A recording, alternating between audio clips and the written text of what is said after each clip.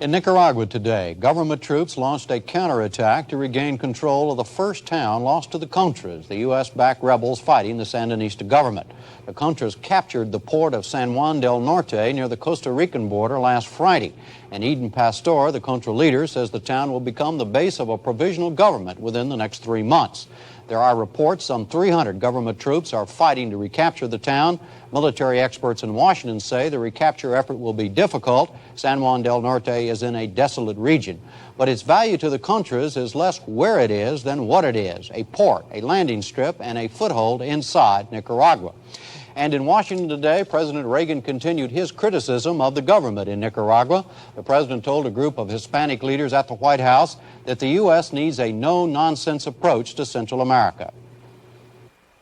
Today, a faraway totalitarian power is committing enormous resources to change the strategic balance of the world by turning Central America into a string of anti-American, Soviet-style dictatorships.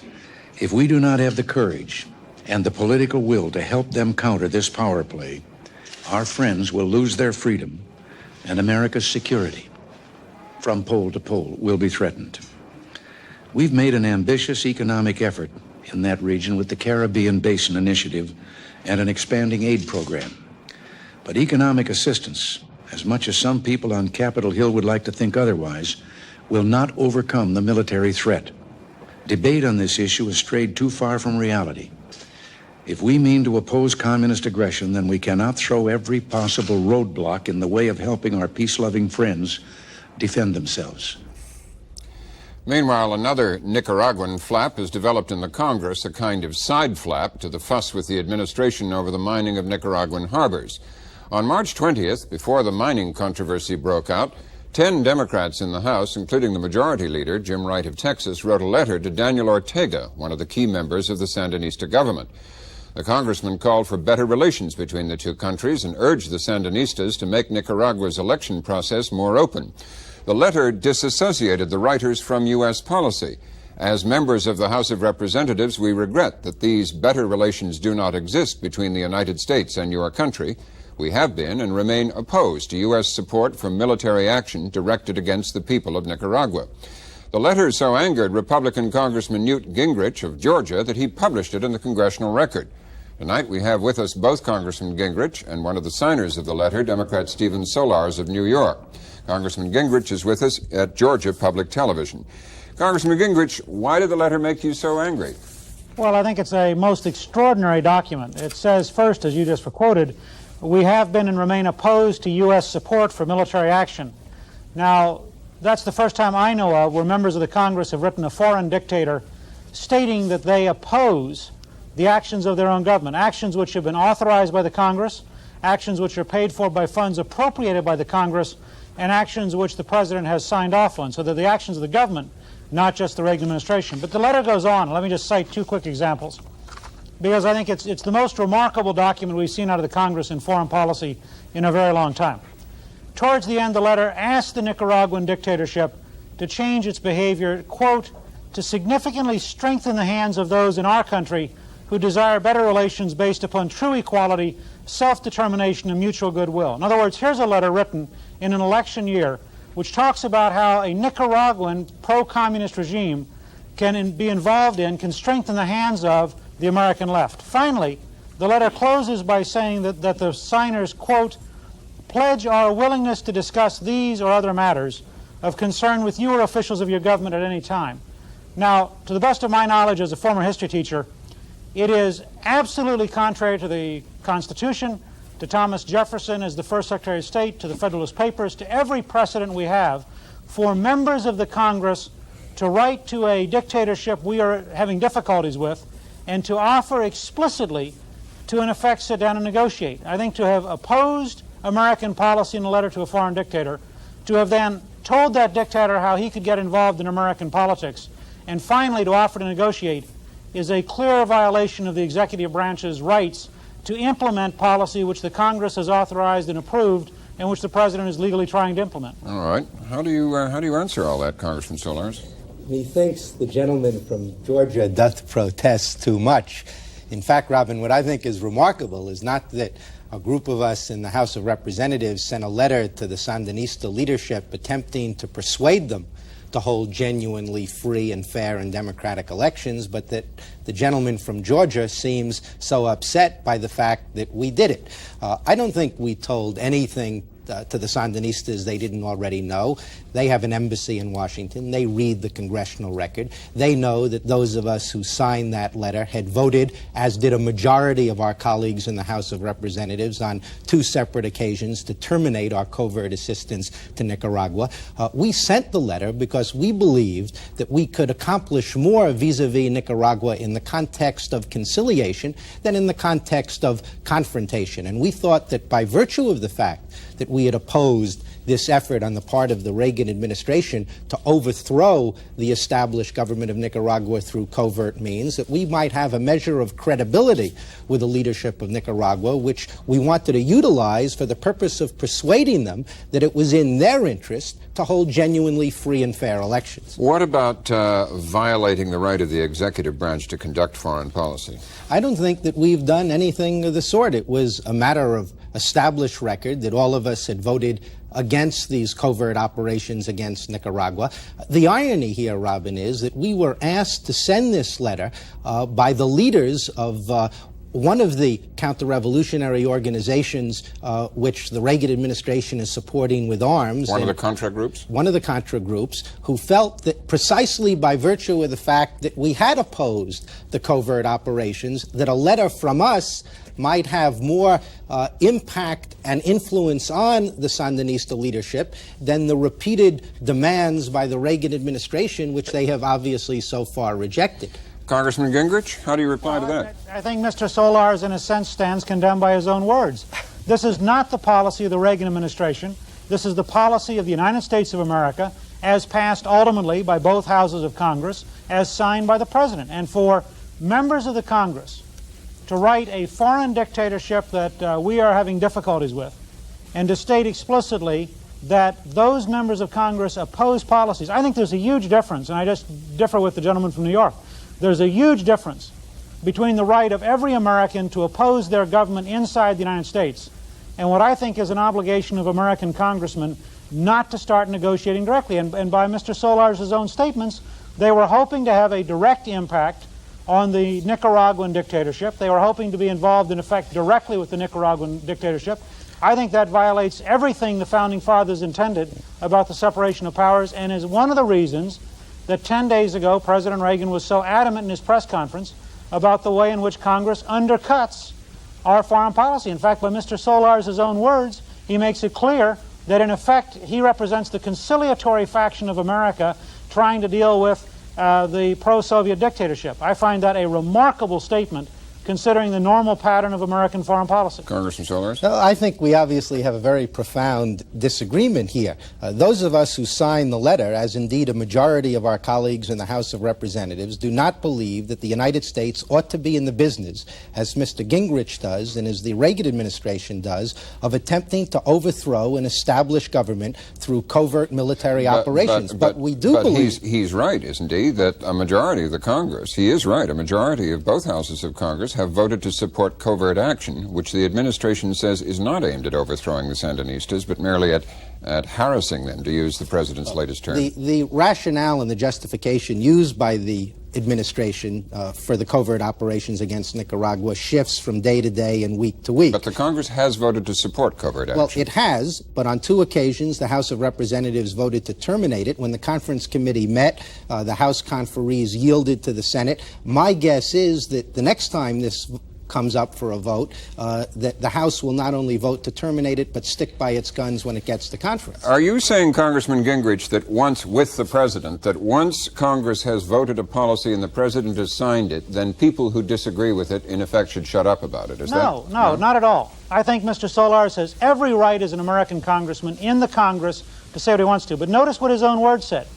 The legal policy of the United States of America today is to engage in actions that put pressure on the pro-Soviet dictatorship in Nicaragua. By his own words, he concedes that the House ultimately accepted the position of the Senate and the White House.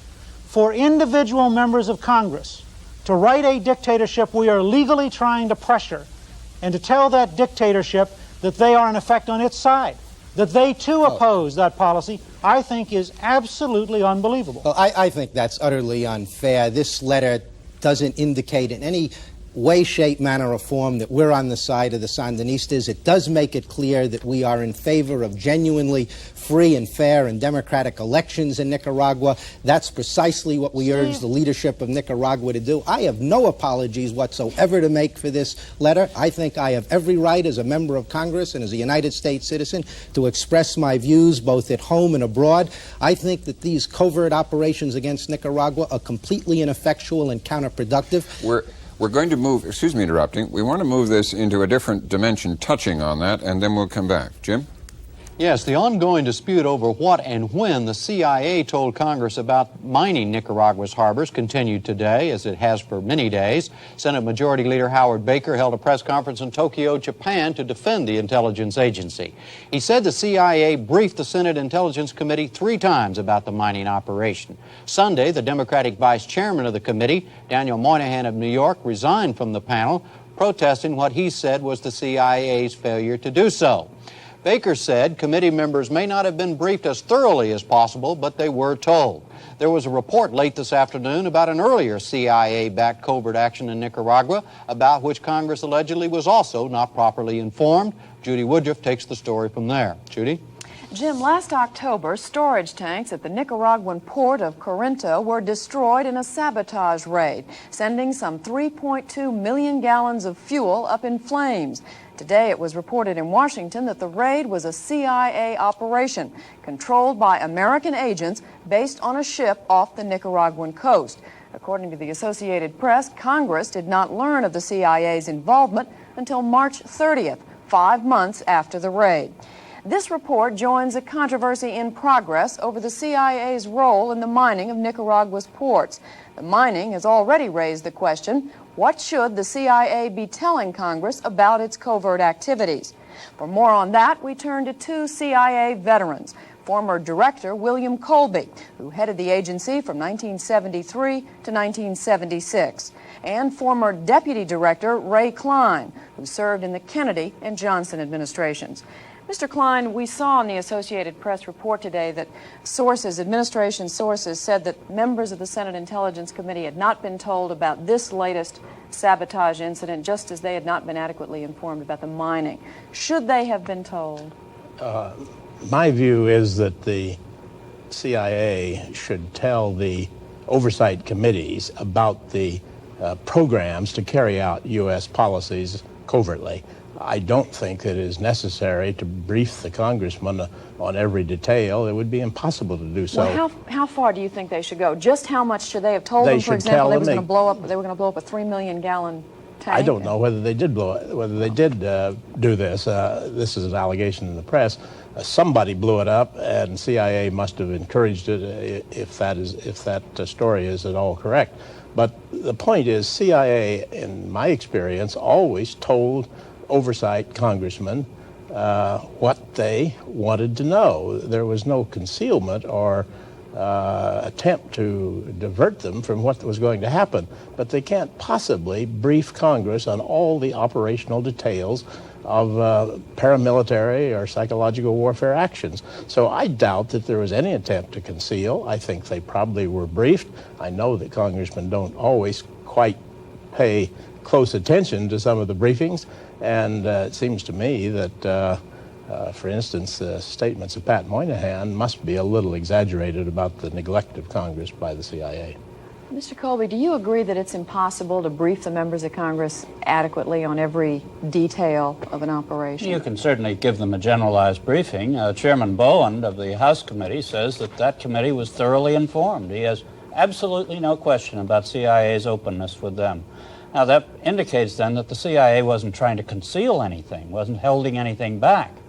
In the Senate, they had a hard time arranging the meeting, but in there, and they covered the subject of mining apparently in the briefing, but Senator Leahy picked up that sentence, went back, asked for more data, and got it.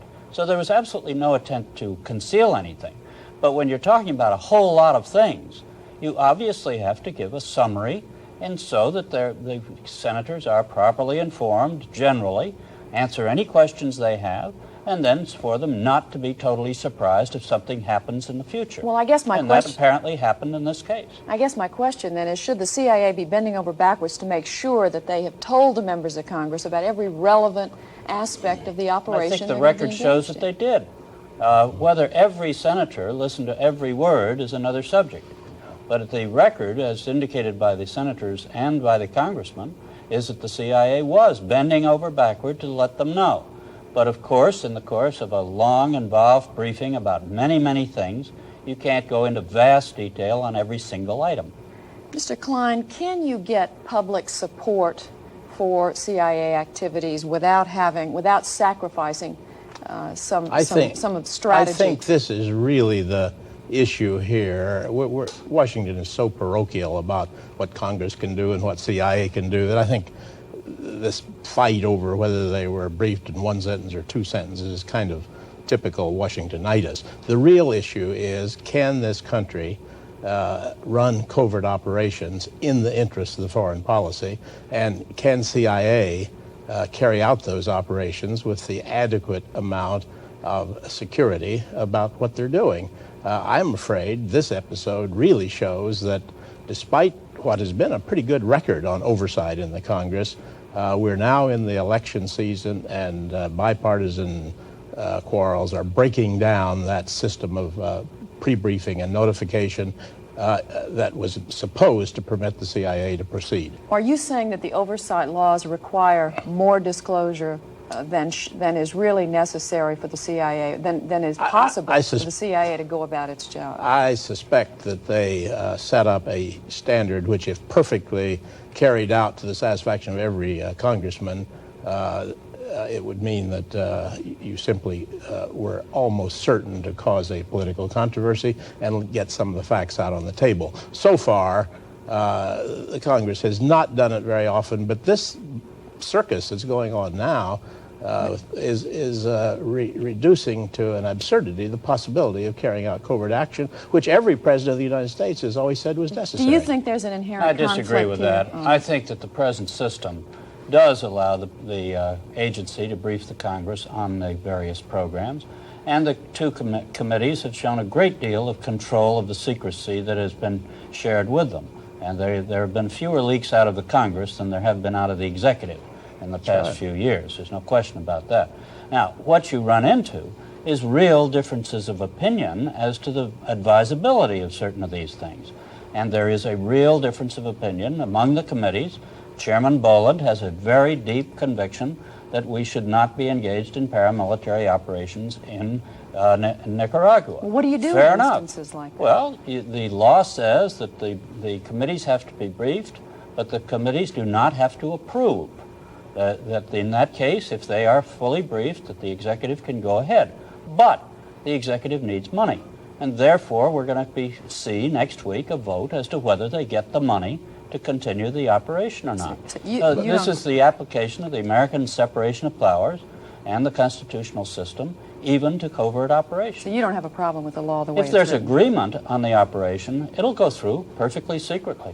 All right. And I would like to see the issue discussed on the basis of the policy and the propriety of the covert action program that's been presented to the Congress, not on the details, the operational details of the program, who was responsible for doing what. After all, most of these actions are carried out by Nicaraguans, not by CIA people or Americans at all. So it's not necessary for the Congress to have a fight or a debate over how you carry out the programs. They should vote in favor of the policy and keep the sensational classified information out of the public Mr. domain. Kolb, is covert action a proper tool of American foreign policy? Absolutely. It helped us gain our independence. The French covert action gave those colonists over in America some weapons and some money. Spoken like a good historian there, Bill. I'm proud of you. Wish to fight the British. How far should it go? I mean, it should be we carefully go as used. far as planning the overthrow It of should be another carefully government? used. It should be discreetly used. It should be used under our constitutional system.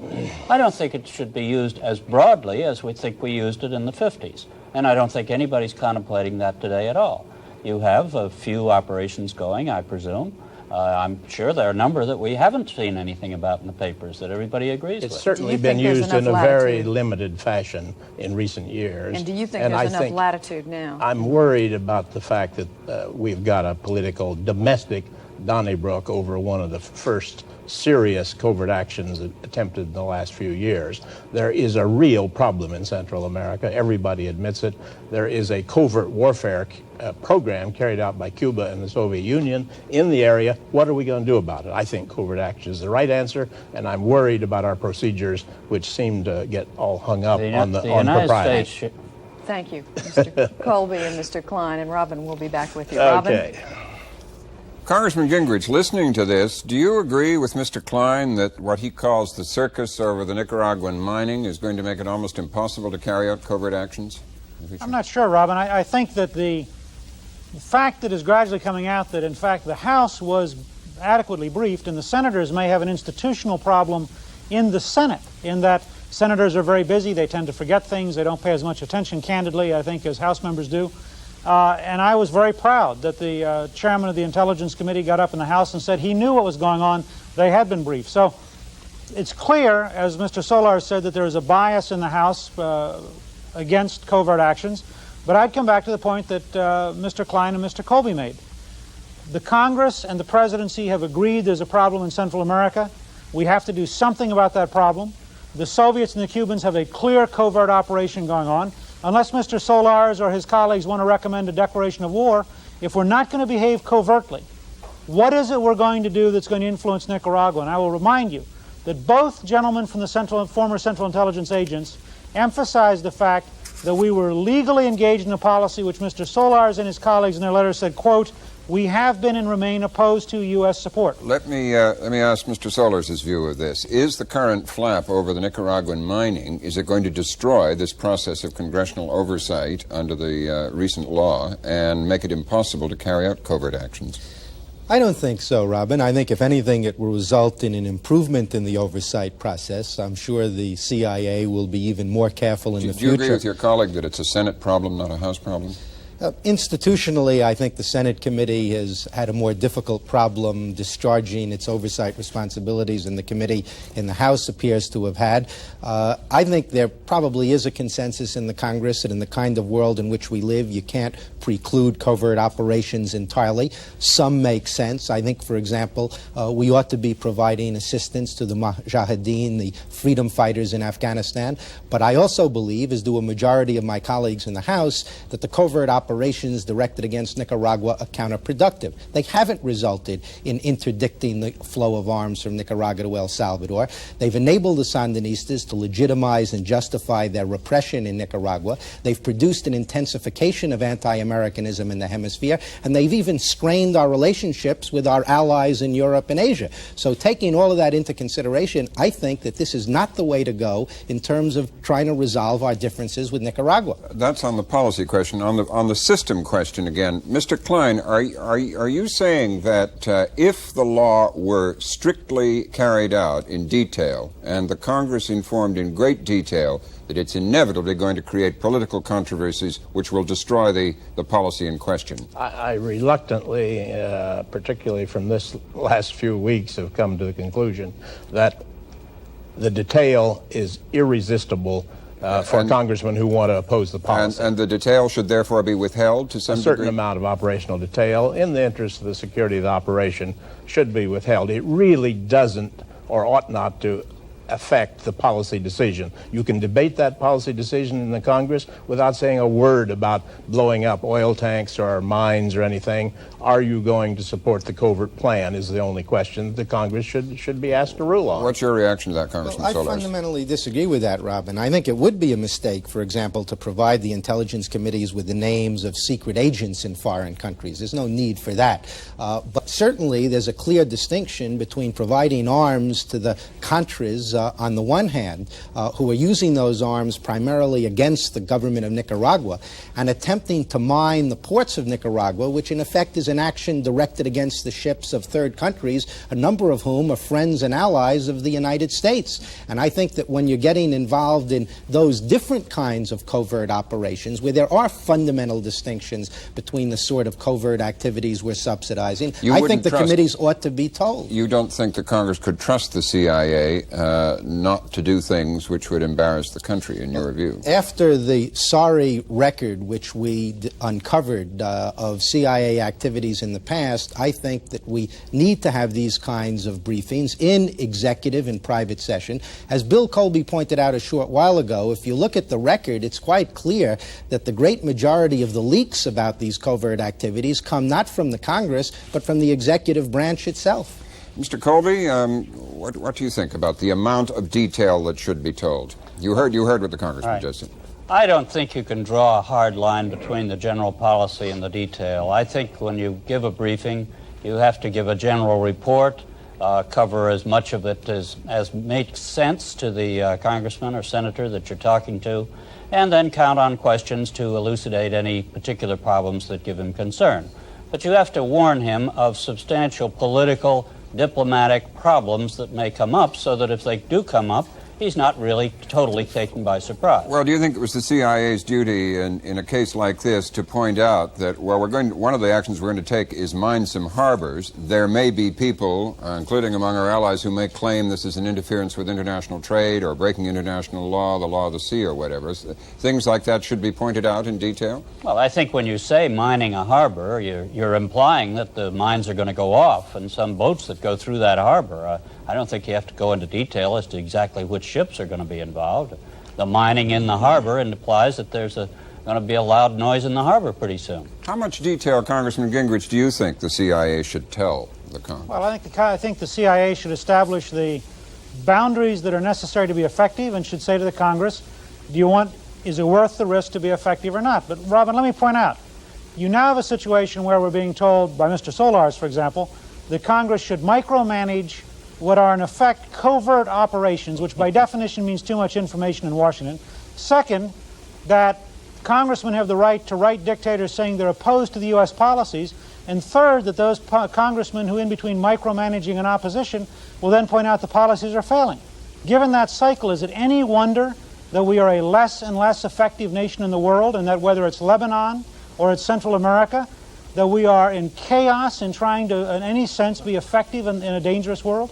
Brahman, can I make a point about that? Members of Congress, I suspect even including Mr. Gingrich, are sending letters to foreign leaders, including communist dictators, all the time. For example, I've sent dozens of letters to Brezhnev, then Andropov, now Chernenko, on behalf of Jews in the Soviet Union who want to emigrate but aren't able to do so.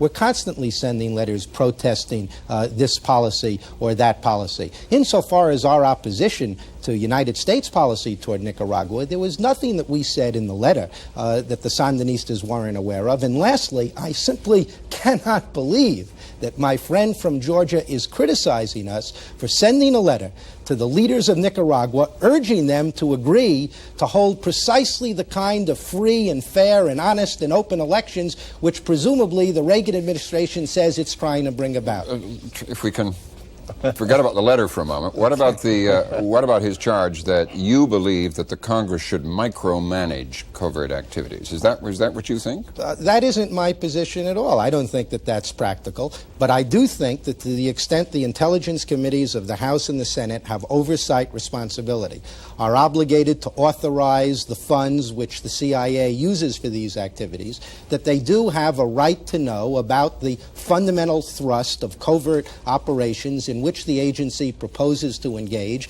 I don't think we need to be told every last detail, but as Mr. Colby indicated, I think quite correctly, the agency does have an obligation to let the members of the relevant committees, not the Congress as a whole, know what the political implications are of the various operations which they have proposed to engage in. Mr. Klein, are you... Yes. In what sense, then, though, I'd ask Mr. Solars, in what sense with the House Intelligence Committee has the CIA failed? It seems to me that the Central Intelligence Agency told the House Committee everything they asked, told them in adequate detail, and that, in fact, Bolin was very honest on Thursday night and said, we've known everything we need to know. So what's the last week's news story been about if, in fact, the CIA was doing its job? What's your answer to that? Newt, on that point, I entirely agree with you insofar as the House is concerned, but I think you ought to ask the question to your good friend Senator Goldwater, who's the chairman of the Intelligence Committee in the Senate, who sent a rather blistering letter to the president saying that he was, I suppose this would be bleeped out, but somewhat irritated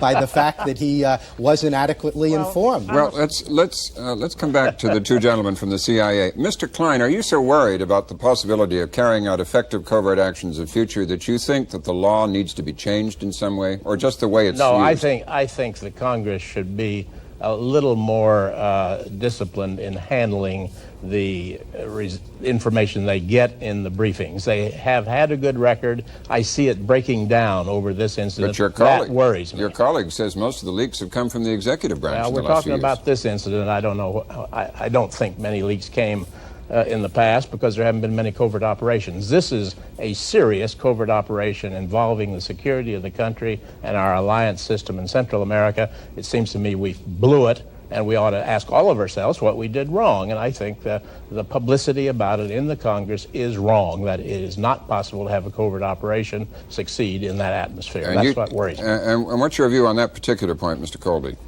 Well, the problem is how you deal with a substantial difference of opinion. And I think you can have a substantial difference of opinion on the desirability of a covert operation, but keep it covert. You can have negotiations between the administration and the committee. You can have votes by the committee objecting and so forth. But when the difference becomes really very critical, then sooner or later it's probably going to spill into the whole House, and at that point it's going to spill into the public. We have to leave it there. Congressman Gingrich in Atlanta, thank you very much. Mr. Colby, Mr. Klein in Washington, Congressman Solars in New York. Jim? Vice President Bush arrived in Geneva, Switzerland today, all set to lay on the table a plan for banning chemical weapons. Specifics are not known and will not be until Mr. Bush addresses a UN-sponsored conference tomorrow. But it is expected to include a draft treaty outlawing the manufacture, possession, and use of chemical weapons. The Soviet bloc, also attending the Geneva meeting, has already criticized the U.S. proposal and its motives. Today, a Bulgarian delegate told the conference the U.S. plan was simply a prelude to a buildup of chemical weapons by the United States. We focus now on today's lead story, the uproar over the CIA manual reportedly distributed to the Contras fighting in Nicaragua. President Reagan today asked the CIA to investigate the possibility of improper conduct in the publication of the manual, which gives detailed advice on how to wage war against the Nicaraguan government. The manual was clear as to its goal. When infiltration and internal subjective control have developed in a manner parallel to other guerrilla activities, a commandante of ours will literally be able to shake up the Sandinista structure and replace it. While most of the manual instructs on the use of psychological tools, it does recognize the need for more direct action. It is possible to neutralize carefully selected and planned targets, such as court judges, police, and state security officials. For psychological purposes, it's necessary to take extreme precautions. What caused much of the uproar on Capitol Hill was the document's apparent advocacy of assassination. In calling for a complete report today, Senator Goldwater, chairman of the Senate Intelligence Committee, said it might violate rules against U.S. participation in assassinations. One of the Democrats reacting strongly to the manual was Congressman James Shannon of Massachusetts. Congressman, you called today for Mr. Casey's dismissal by the president. Why should he be dismissed? Well, it's clear that Mr. Casey and the CIA have been deceiving the Congress. They've come to the Congress time and time again and said that the purpose of our operations in Nicaragua, the Contras, support of the Contras, is not to overthrow the Sandinista government. And yet, as you just pointed out, this document indicates that the purpose is to replace the Sandinista government. He's been lying to the Congress. Secondly, I think that there are real questions as to whether or not the executive order, which was issued by this president and his two predecessors, which said that the CIA shall not participate in acts of political assassination or shall not encourage those acts of political assassination, have been violated by this document. Let's take these points one at a time. First of all, how are you sure that this document was actually written by the CIA and distributed to the Contras in Nicaragua? Well, they have not denied that it was written by them, nor have they denied that it was distributed to the Contras. Whether or not it was distributed to the Contras, we're supposed to be the greatest democracy in the history of the planet. And does neutralizing of public officials, inciting mob violence, creating martyrs, and setting people out to get killed so that you can have martyrs for a counter-revolutionary cause, does that represent the values of the American people? I don't think so. And I think that there's a real question raised here, either as to whether or not this administration has been going around prescriptions of the Congress and deceiving the American people, or as to the competence of this president to continue in office. Now, are you saying Mr. Casey deceived the Congress, or are you also saying that Mr. Casey deceived the president, or are you alleging that the President Reagan also shared in this purpose? Well, somebody has to be held accountable. Now, if the president didn't know about these activities, and if the CIA is once again a rogue elephant running off doing things without permission, then Casey should be fired summarily, and perhaps others as well. If not, if the President of the United States knew of these activities and encouraged them and supported them, then I think that raises a very serious question about whether or not he's been coming clean with the American people. With the Congress. Both the White House and UN Ambassador Kirkpatrick, we heard her earlier on our program, said today that assassination is definitely not part of U.S. policy. Are you not satisfied with those declarations? It's nice of them to say that. However, the document which we have obtained indicates that assassination was in fact contemplated in this manual prepared by the CIA for the Contras in Nicaragua. And so if they're saying one thing, and if in fact they're producing manuals calling for another thing, I think an explanation is deserved, and I think it's deserved very quickly, as Senator Goldwater said. Are you satisfied with the President's call for an investigation today? I am not satisfied with his call for an investigation. I think the American people deserve an answer before the election, and I think that we deserve an answer that comes from someone other than those within the Central Intelligence Agency. And I'd like to see him go further and very quickly state his case to the American people as to what this manual is all about.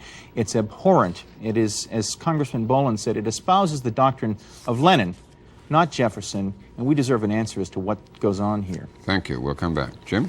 For a different view of it, Ray Klein, former CIA Deputy Director. He also served from 69 to 73 as Director of the State Department's Bureau of Intelligence and Research.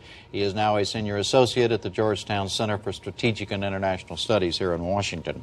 Mr. Klein, is this the kind of thing the CIA ought to be doing? You know, I'm not very clear what the CIA has done with respect to this document. The congressmen seem to be very wrought up about it, but I've seen an awful lot of guerrilla handbooks of this sort, which tend to be of the same kind. They're written mostly by Che Guevara and Ho Chi Minh and various communist revolutionaries. I think we should find out how the Contras got the document, what use it was. I don't see it as a very clear form of instruction by anybody in the American government to do anything. We all know the Contras are working against the Sandinista government. We know that the president, within his constitutional authorities, has been giving some assistance through the CIA, perhaps for other purposes, to the Contras. I must say I am particularly surprised at the congressman's statement that CIA is again a rogue elephant. I never thought I'd hear the Intelligence Committee people say that after Frank Church said it when he began his investigation and then retracted it in his formal investigation of the CIA. So let's find out what has been happening before we have impeachments and Casey dismissals. I suspect this is not a very sinister document, nor will it have very much to do with CIA. You don't think it had anything to do with the CIA? I think the fact that the Contras have such a document, or that CIA may have helped them get their hands on such a document does not mean the CIA has asked them to do anything specific in the book, and I am sure the CIA would not ask them to commit an assassination. Why are you so sure? Because the guidelines of the CIA since 1976 have made clear that they should not do so, and in fact, CIA never did commit an assassination, despite all the speculation about it and the fact that 2 presidents once suggested that they undertake to do so. You do not believe, then, that the Congressman Shannon, one of Congressman Shannon's alternatives here, scenarios, was that the CIA is doing this all on its own, not telling Congress or even possibly even the president? I think that's preposterous. I think that Frank Church was right after a 2-year investigation, which Walter Mondale sat in on, when they said that if anything, CIA was guilty of following its instructions from presidents who wanted them to commit assassinations. In fact, they failed even to carry out those orders. I don't think CIA has ever been in the assassination business, and I'm very sure that they didn't instruct the Contras to commit assassinations. But back to my first question, that if this document or this handbook on guerrilla warfare included and there's no question it includes the words, that if the CIA just did what you said, possibly helped get it to the countries that we're supporting, that you do not find that reprehensible? I don't or think anything? so. I would, as I say, I can find such a handbook on any library shelf here in Washington. I can find a lot of it in Spanish. I suspect that the Contras did, in fact, ask somebody, perhaps the CIA, for the classical literature on how to run a guerrilla operation. And the book included these statements, which are characteristic of the way the Viet Cong in Vietnam and other places ran operations. But I don't see that as a CIA order to do anything. Do you smell any U.S. presidential politics I in the smell a timing? lot, and I also smell the fact that, as we all know, the House of Representatives Intelligence Committee has been against any support for the Contras in Nicaragua or any attack on the Sandinista. And I am really surprised that that very careful Intelligence Committee has released a document of this kind, which is being quoted out of context as far as I can see. Thank you. Robin? Congressman, why has your very intelligent, very careful committee done that? Well, first of all, let me say that it wasn't released by the Intelligence Committee. It was released, as I understand it, by the Associated Press. But secondly, let me say I am astounded that Mr. Klein would equate the leaders of our country to Ho Chi Minh and Che Guevara. That's the essential point. We aren't a communist country. We are an open society. We've been respected for our values around the world for 200 years because we have respect for human life and liberties. And here we go. And I know, Mr. Klein, you haven't read this document, but I'll be glad to give you my copy of it because I have another copy. I hope you will, so we can be sure what we're talking about. Assassination. And if it was published by the CIA and if it was distributed by the CIA, I think it's in violation of the law. And I think the American people have a right to know why it is that the law was violated. If I gave you a book on birth control, would I be ordering you to use some particular form of contraception? I think you're taking a very routine document in the guerrilla business and pretending that it's an American order. Let me just suggest that before you characterize this document, that you read it. I've read it. You haven't. And when you read it, I think you'll come to the same conclusion that I and others have read it have come to. This calls for illegal acts. But and by it is whom? Not, By it is whom? not consistent with Who calls by for it? whoever wrote the document. It says Takayan on the front. Who is Takayan? We have had no denial from the CIA. As a matter of fact, the CIA has confirmed that this document was written by the CIA. The question is whether or not it was distributed. Congressman, what about Mr. Klein's other point? He was sure the CIA would never ask the Contras to commit assassination because assassination is against the guidelines and the CIA's been obeying them. Well, I guess the question is, have they been obeying them? And does the distribution of this pamphlet, this manual, if it was distributed, violate that executive order? I think that's a question that is legitimately raised and which the CIA and the President of the United States should respond to. Isn't that a legitimate question to raise, Mr. Klein? I have no objection to raising the question. I just object to having what all I have been able to see has been the allegations in the press, obviously coming from the House Intelligence Committee, that it is already a case proved against the CIA. Well, no one in the intelligence community I said suggest that that's not true. Well, you just said it. You said it was a rogue elephant, which it never has been. I'm not on the Intelligence Committee, Mr. Klein, but nobody in the Intelligence Committee. All right. Nobody on the Intelligence Committee has made the allegation. I don't like to see any congressman making such allegations without having some evidence. Congressman, what about Mr. Klein's further point that it is preposterous, to use his words, that the CIA would be operating on its own, deceiving the Congress or even the White House? Well, then I think that raises questions about the White House and about the leadership of this country. I'd like to believe that the President of the United States would never allow such a document to be produced by our intelligence agency. But there is a question raised here. If he knew about it, if he knew the CIA was in fact counseling these kinds of activities, killings, then there are real questions about the leadership of the country. If he didn't know about it, there are real questions about his competence to control the administration and the government and the Central Intelligence Agency. I know you don't speak for the White House, Mr. Klein, but do you have any observation on the relationship between the CIA and the White House or the presidency that could be relevant to what you've just heard? I feel that the White House is establishing the guidelines and the operational instructions for the CIA, that the CIA is following them very carefully. I am struck by the fact that the front page of this manual, which is all I've seen, says psychological operations. It doesn't say a manual for murdering people. The fact that it does, in a kind of iffy way, according to the quotations, discuss the possibility of neutralizing and neutralizing officials and using some of the jargon of what is essentially Leninist literature, doesn't impress me as being a serious act by the CIA, authorized by the President, or carried out in defiance of their instructions. What about Mr. Klein's point, Congressman, that there's a strong smell of presidential politics about this? Well, I think this is a legitimate issue. I think our policy in Central America should be squarely on the table before this election, and we should have the facts. And I don't think there's anything wrong with that. We are a democracy here, Mr. McNeil, and people can decide on the basis of the facts whether they want these policies to continue. These are very, very serious statements that are made in this manual. If, in fact, it is a CIA document, then I think the President has some explaining to do. Is it naive to think that, Mr. Klein, that all protestations to the contrary, that assassination and other uses of force like this are never part of American policy? No, I don't think that's naive.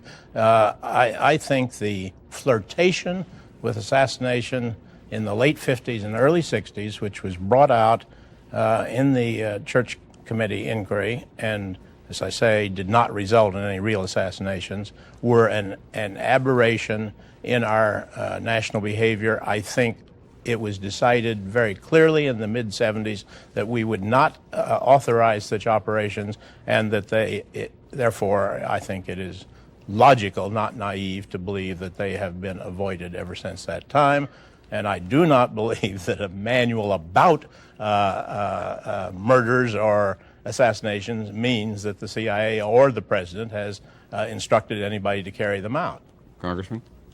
Well, I will just say that we've had some real concerns about the Operation Nicaragua. There's been a raging debate in this country for the last 4 years. There have been allegations of failure to disclose essential facts to the Congress in the past.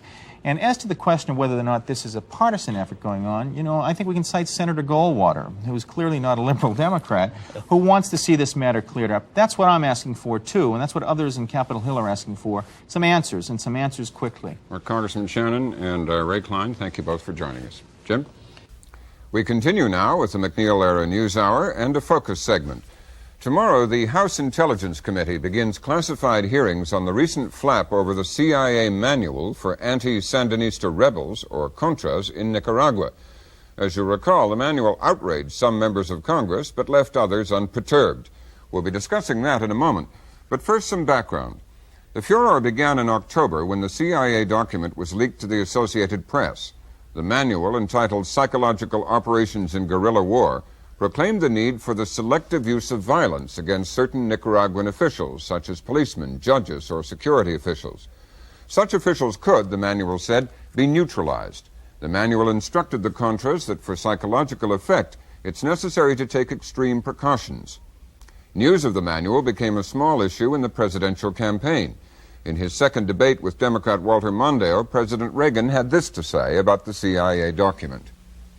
It was a man down there in that area that this was delivered to, and he recognized that what was in that manual was direct contravention of my own executive order in December of 1981, that we would have nothing to do with regard to political assassinations. We're not in the habit of assigning guilt before there has been proper evidence produced and proof of that guilt, but if guilt is established, whoever is guilty, we will treat with that situation then, and they will be removed. The CIA did investigate. The agency's Inspector General issued a report calling for disciplining 6 mid-level agency employees.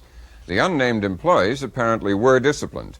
Some CIA critics in Congress said the CIA may have violated a 1981 presidential executive order forbidding U.S. involvement in assassination attempts. Also, another law passed in 1982 prohibited spending U.S. money for the Contras to overthrow the Sandinista government in Nicaragua. And finally, congressional members of the House and Senate Intelligence Committees complained the CIA kept them in the dark on the agency's decision to write and distribute the manual. Charlene? As Robin said, tomorrow the House Intelligence Committee takes a look at these issues as we do now, first with Democratic Congressman Norman Mineta of California, a member of the Intelligence Committee. Congressman, what's the purpose of tomorrow's hearings? Tomorrow's hearing is really to go over the Inspector General's report as it relates to the manual and his investigation of it. We have had no opportunity since the manual became public in the early part of October to really review the circumstances for having the need for it, how the decision was made to bring the people on board, whoever did the writing of the report, etc. And so that's something we will be going into tomorrow. But you're not satisfied with the Inspector General's report and the action they took? Is there more to it than... I think basically it's really to perform our oversight function of looking over what the CIA has done to this point. Is there anything that's particularly troubling you that hasn't come out so far that you will be specifically looking for or asking about? Well, so far there's really been no foundation that's been laid as to what necessitated the CIA to come up with this manual. And if the reports are correct about them hiring a consultant and sending that person down to Central America, as to what kind of parameters were being used as far as what that person's responsibility would be as a consultant to the CIA in Central America. Mm-hmm. But none of this has been established yet as far as we're concerned. And again, we also want to take a look at what kind of disciplinary action has been taken as a result of the Inspector General's report. The disciplinary action that Robin just referred That's to correct. Of the you want to see specifically what they did with those people and whether... That's right. And were these people the ones who were responsible, in fact, for whatever, if things went wrong, and were they, or are they just being scapegoats for maybe others who should really be have been disciplined instead? Is there anything that makes you feel that perhaps they might have been as they have charged? Well, I've had a chance to see the Inspector General's report, and I think that there's still a lot to be covered that wasn't in the report, and I think that's what we want to drive at tomorrow. Are you suggesting that you think that this thing may go higher than these 6 lower-level agents who've been disciplined so far? That is a possibility. Plus, I think that there has been a violation of both the Bolin Amendment, which is the one that prohibits the use of any funds for the overthrow of the government of Nicaragua, as well as the specifics under Executive Order 12333, which prevents assassinations. Which calls for the prohibition of use of assassination. Who specifically will be testifying? I'm not really sure, but I think it will be Some of the people from the Latin American division, as well as the International Affairs Division Of the Central Intelligence Agency. I'm not sure whether Mr. Casey himself will be testifying. Mr. Casey, the head of the Central Intelligence That's correct. Agency. All right, thank you, Congressman Mineta. We'll come back. Robin? We get another view now, both of the manual incident and Congress's oversight role, from Senator Malcolm Wallop, a Republican from Wyoming. He serves on the Senate Intelligence Committee, which has not yet decided whether to hold its own hearings on the manual. Senator, do you see evidence that there's possible violation of the Boland Amendment forbidding action of the use of U.S. funds to overthrow the Sandinista government? No, I see none. First of all, the Boland Amendment wasn't operative at the time, but even had it been, it wasn't in violation of it. It was, in fact, in violation of a provision that both houses turned back by substantial margins offered by Representative Harkins, which would have prevented it. But I think keep in mind that these people were simply not mercenaries of the United States. They were fulfilling one function for us and quite another for themselves. They were never in our employ. Do you mean that it could have been their aim, as some of them have said, to overthrow the Sandinista government, but the U.S. aim in employing them something different? Could have been their aim, but let me tell you that under no circumstances from the Carter administration forward was the sole purpose of any support of the Contras down there the interdiction of arms. Although a lot of administration spokesmen have said that's what it is. No, I don't believe administration have. A lot of people in the Congress have said that that's the case, but it never has been the sole purpose. And had it been the sole purpose, then we would have rightly been accused of having these people solely as mercenaries. They would have lost their honor and would have quit. They wouldn't have been there. Oh, what? May I make a comment? Yeah, we'll come back to you in a moment, Congressman. Come back to you in a moment, Congressman. Well, what then do you understand the administration policy now to be involving the Contras in Nicaragua? Well, I understand the policy now to be none at all, because Congress has cut the legs out of any policy that there is. The President has quite articulately spoken on several occasions what his would be. But I must say that Secretary Schultz and Ambassador Motley have been at pains to say something quite different than that. Do you see evidence from what you know that the executive order the Congressman referred to prohibiting U.S. involvement in assassination were violated, that order was violated by this activity? No, I don't. As a matter of fact, quite the contrary. But first of all, let me again suggest that these people down there are involved in a civil war. And I don't think Congressman Mineta or anybody else would have them firing indiscriminately at anybody that happened to be along. You might, as you noticed when you gave the introduction to this thing, it suggested that for neutralization, which may or may not include that, it's another argument, that you pick your targets carefully. Why in the world should somebody shoot an innocent soldier following his orders when there is somebody giving those orders? That's exactly what picking your target carefully was. It was not, I suggest to you, for psychological effect. The whole conduct of the Civil War is a psychological conduct, to be sure.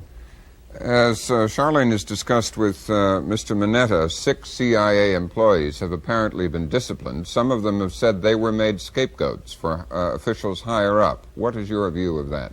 Well, I read the Inspector General's report, and I would suggest that it's always something of a poor idea to discipline those at the lower levels. If you want to really look for the blame, you might look just below the top, which is where that kind of an operation generally begins and ends.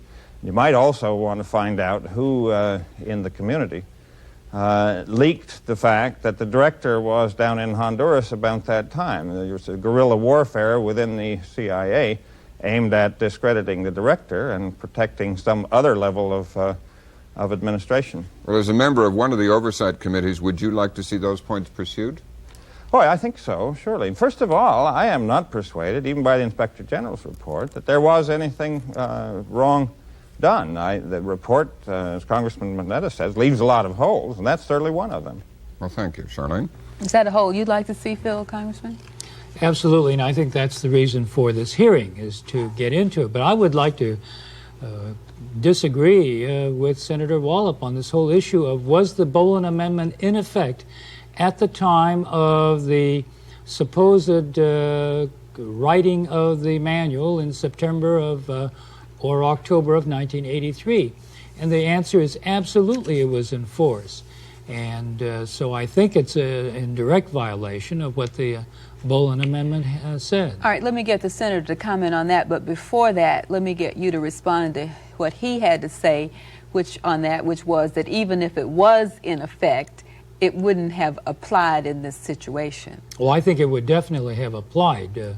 Again, Why? This was a manual that was distinctly written to instruct people on how to overthrow a government, and so that it was in violation of both the Bolin Amendment and the Executive Order 12333. Senator? Congressman either hasn't read the manual or is giving it a caricature kind of assessment, because in point of fact, it called for the establishment of elections that tried to change the nature of the government. And from President Carter's time forward, every single finding has been designed to say as well that they wanted to change the nature of the government. That doesn't say overthrow it. What they wanted to do, aside from anything else, is what those guerrillas, unlike those in El Salvador, fighting from the left, said if the government would permit them to take part in the elections, they would stop immediately. That was enough. I don't know why the reference to President Carter, because the finding didn't come to us except from what President Reagan gave us in December of 1981. That was the whole beginning of this operation. No, I'm suggesting that the Congressman's totally wrong. It started in the last year of the Carter administration, which they, at the same time they were contributing money from foreign aid to Nicaragua, made a finding that they had to change the emerging totalitarian nature of the Nicaraguan government. And every government, both Carter and Reagan, has said the same thing, that you cannot have a totalitarian government in Nicaragua that is also allied to the Soviet Union and have any stability in that region. But are you also saying then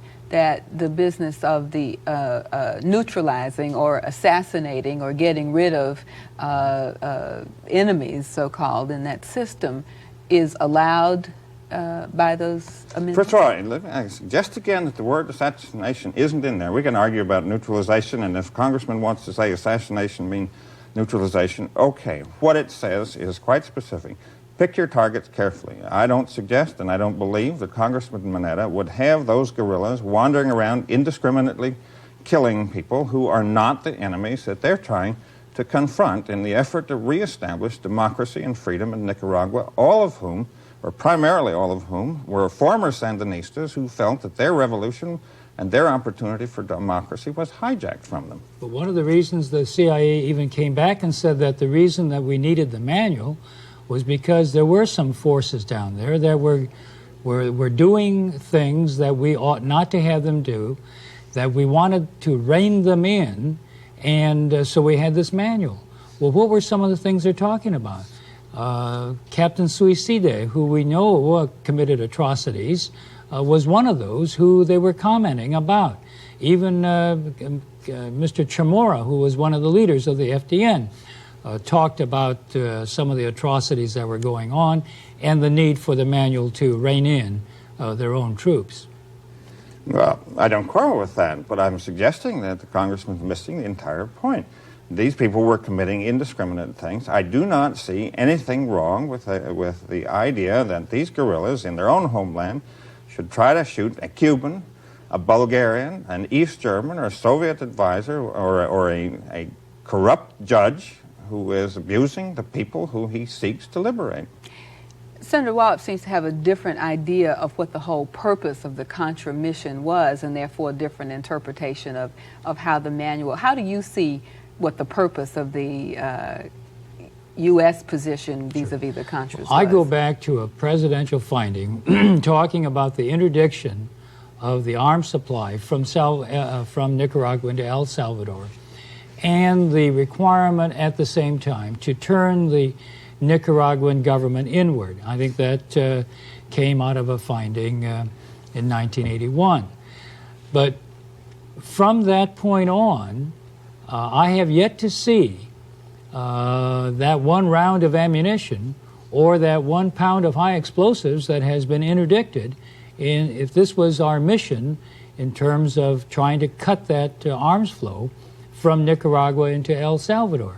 Let me just ask each of you briefly in the last few seconds we have, do you feel that this whole issue has raised any questions about Congress's oversight of the Central Intelligence Agency, and if anything further should be done in that area? Absolutely. As a former military intelligence officer myself, I see the need for intelligence, but I think it also has to be done within the purview of the law, and I think that in this instance, the law has been violated. Very briefly, Senator. Very briefly, I think the problem with the Congress's oversight is that everybody thinks he's Secretary of State and refuses to make a judgment on policy. But again, point out that that was not the purpose that Congressman Mineta has just described. All right, Senator Wallop, Congressman Mineta, thank you both for being with us.